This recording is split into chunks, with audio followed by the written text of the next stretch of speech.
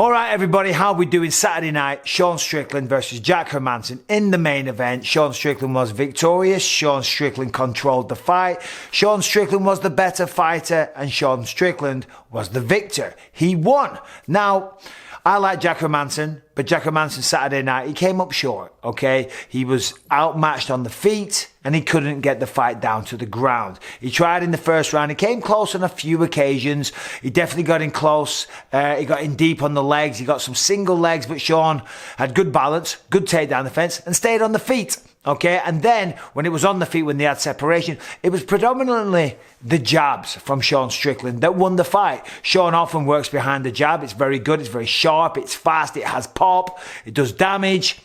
And it's a great tool.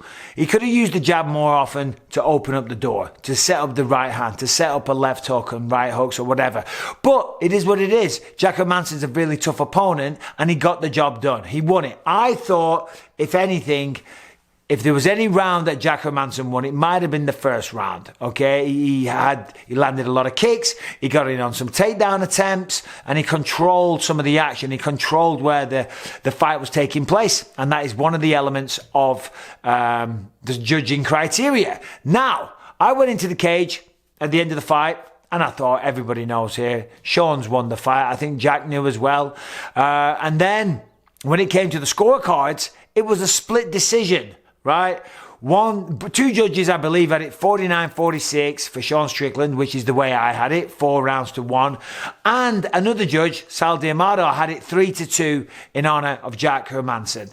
Now, I was shocked. Everybody was shocked, you know. I mean, fair play to Jack. He had his hands up at the end, hoping that the third judge would say his name. Hey, listen, no shame in that. Do you know what I mean? He's just giving his heart and soul to try and win that fight. He wants to try and win the fight. And all of a sudden, he's been given a glimmer of hope. One judge has got it for him. It's a split decision. You never fucking know, right? So fair play to Jack. I'm not hating on that.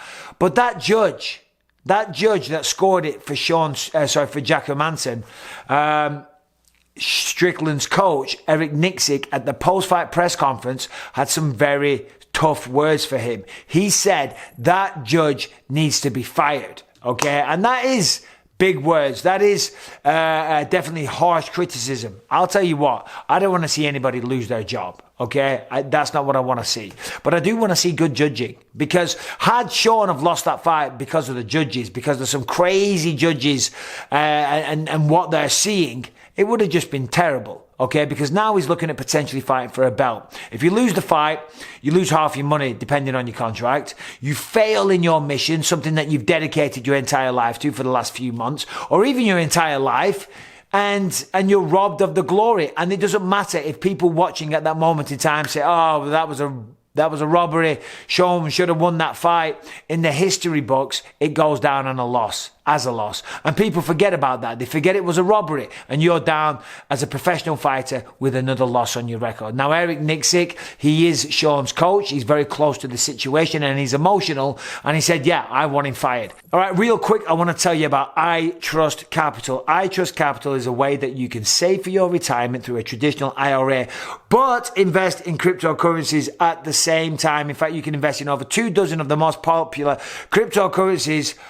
And unlike the stock market, you can buy it and sell 24 hours a day. The iTrust Capital platform is easy to use, and it only takes a few minutes to set up. Setting up an IRA is free, and iTrust Capitals are low. With iTrust Capital, you get tax-free trading, no sign-up fees, no monthly fees, institutional cold storage security, and now you get a free $100 when you sign up. So start investing with iTrust Capital today. Get your $100 to get you started for free.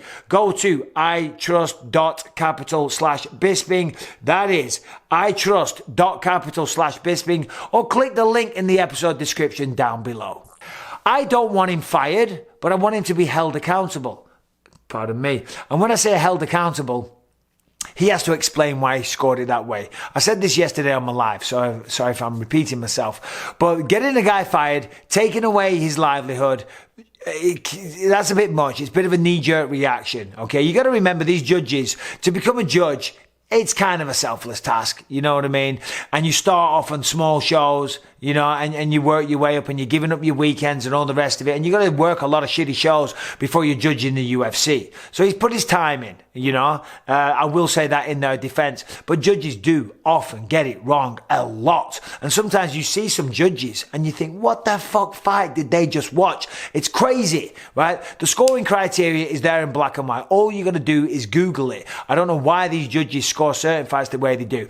But Sal D'Amato, what he needs to do this week, he needs to be held accountable. And I don't know why they don't do this. The Athletic Commission, I'm assuming that's who it would be, or whatever board, whatever people control the judges, and it's the Athletic Commission, they need to sit him down and say, okay, sit him in a room with his peers and say, okay, we want you to watch the fight and we want you to score it round by round.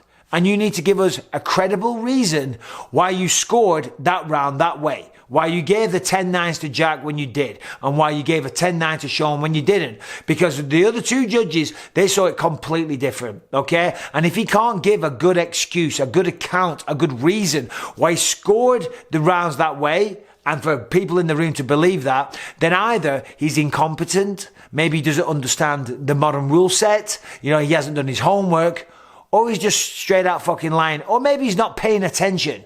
I don't think people have, you know, any agendas. I don't think they're being vindictive, these judges. Maybe they are incompetent, or maybe they're just not paying attention. I mean, there was a story a while ago, or a picture a while ago, I forget which fight it was, but one of the judges, he was caught looking on his phone. We're looking at a judge who's not watching the fight at all. This is insane. You know, he was looking on his phone as the fight was happening. You can't be doing that. You've got to be paying attention. The judges, it's a very serious role. We, fighters, dedicate their life to winning these fights. That is the whole objective. Yeah, we want to get paid. Yeah, there's a little bit of fame. Yeah, people know you and see you on TV and they think it's cool. That's not why we do it. We do it to win fights. That's it. Nobody does this to lose fights. And everybody says, oh, I'm not going to let it go to the judges. But when you're fighting the best people in the world, sometimes they have to go to the scorecards. Sometimes you can't finish them. Nobody plans on letting fights go the distance. No one ever. I have never, ever, ever spoke to a fighter and said, you know what? You're not going to do in this one. I'm not going to look for a first round knockout. I'm not going to go for a submission. I'm not going to ground and pound them in the third round. I'm going to play it cool. I'm going to coast along. I'm going to let it go to the judges. And hopefully they decide that I'm the winner. No one says that. But sometimes you can't get the finish. So you need competent judges. And they need to fucking pay attention. And if they're not paying attention, then you're out the fucking door. Simple as that. Sean Strickland, I thought, was the winner. I thought he handled it well. I thought he used his jab. He controlled the fight. It wasn't the most edge of your seat, nail-biting, exciting fight. But it was a solid performance over a very, very tough contender. Jack had some moments. Jack had some good kicks. He landed a few shots. He tried to get the takedowns. The takedowns weren't successful.